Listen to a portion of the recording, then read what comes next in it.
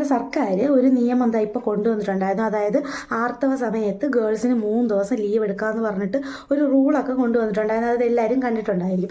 അപ്പോൾ അതിനെ ചൊല്ലി കുറേ വിവാദങ്ങളൊക്കെ ഇപ്പോൾ സോഷ്യൽ മീഡിയയിലൊക്കെ നടക്കുന്നുണ്ട്.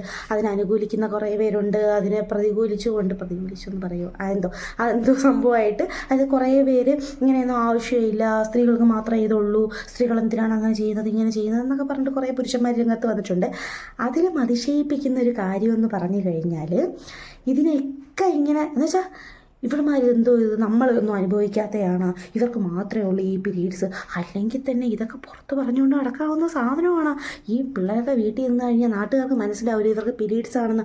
അതൊക്കെ നാട്ടുകാർ അറിയാനുള്ള സാധനമാണോ? ഇങ്ങനെ ചോദിച്ച കുറച്ച് മഹതികളുമുണ്ട്. അപ്പോൾ എനിക്ക് സംഭവം ഇതൊക്കെ കണ്ട സമയത്ത് എനിക്ക് എൻ്റെ ജീവിതത്തിൽ നടന്ന ഒരു കുഞ്ഞു സംഭവം ഓർമ്മ വരെയാണ്.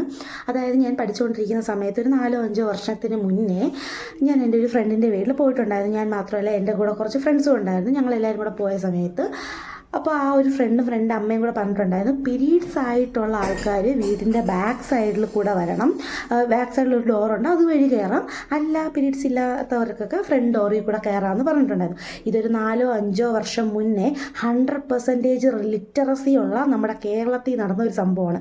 അത് ഞാൻ എന്ന് വെച്ചാൽ എനിക്കുണ്ടായൊരു സംഭവമാണ് ഞാൻ നിങ്ങളുടെ അടുത്ത് ഈ പറയുന്നത്.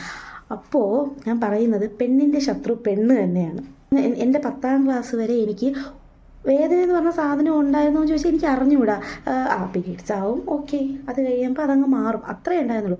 പക്ഷേ ഞാൻ +1 +2 അതുപോലെ തന്നെ ഈ ഡിഗ്രിക്കൊക്കെ പഠിക്കുന്ന സമയത്ത് എൻ്റെ അമ്മി വയറ് വേദനയൊക്കെ എന്ന് പറഞ്ഞു കഴിഞ്ഞാൽ എനിക്ക് എണീറ്റ് നിൽക്കാൻ പറ്റില്ല. തലകറക്കം, ബ്ലഡൊക്കെ ഇങ്ങനെ പൊക്കോണ്ടിരിക്കുകയല്ലേ, എനിക്കൊണ്ട് ഒട്ടും എണീറ്റ് നിൽക്കാൻ പറ്റാത്ത അവസ്ഥയൊക്കെ വന്നിട്ടുണ്ട്.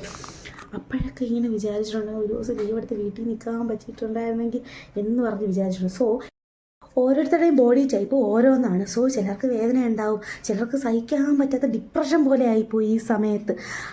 അപ്പോൾ അത് മനസ്സിലാക്കി ഓക്കെ, ഇപ്പം എല്ലാവരും ലീവ് എടുത്ത് വീട്ടിൽ നിൽക്കണമെന്ന് പറഞ്ഞിട്ട് അങ്ങനത്തെ റൂളല്ല കൊണ്ടുവന്നത്. വേണമെങ്കിൽ അവർക്ക് ഓക്കെ ഇങ്ങനെ ആർത്തവമുള്ള സമയത്ത് അത്രയ്ക്കും വേദന സഹിക്കാൻ പറ്റാത്തവരാണെങ്കിൽ സ്കൂളിൽ വന്നിരുന്നാലും അവരെ കൊണ്ട് പഠിക്കാനൊന്നും പറ്റത്തൊന്നുമില്ല.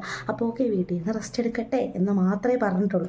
അതിന് കയറി കിടന്നിട്ട് ഇങ്ങനെ, അല്ലെങ്കിൽ തന്നെ ഈ നാട്ടുകാരൊക്കെ ഇവർക്ക് പീരീഡ്സ് ആണെന്ന് അറിഞ്ഞാൽ എന്താ കുഴപ്പം?